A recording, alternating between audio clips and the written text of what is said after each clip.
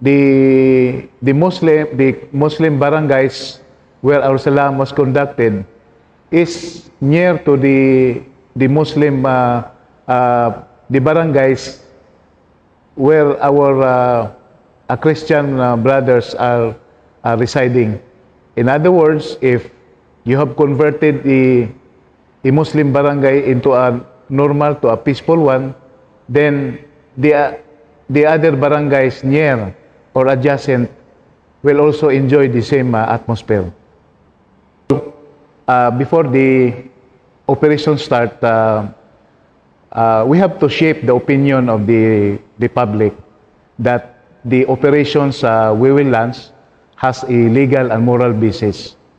And we have to tell the people that we should do this in order to have security, in order to restore peace, restore governance in the areas affected by the conflict. In short, CMO should shape the mind, should tell to the public that our military operations has legal and moral basis. Islam, the Muslims are very sensitive. What activities you will do, you see to it na it is legal, it is with support, it is acceptable by the people in the area. I want to tell to the IDPs that the root cause of the problem now in the Central Mindanao is not the military. It's the Lolis Imailip group who first attacked the 15 barangays in North Cotabato. So we told them about the reasons, because there was already a wanton destruction of lives and property.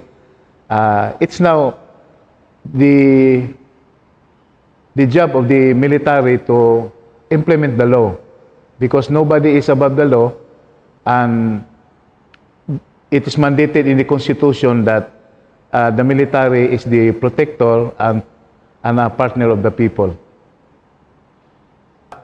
Operations conducted, of course, in the Muslim barangays. In these activities, we have no more language barriers because members of the Salaam team are former MLF integris.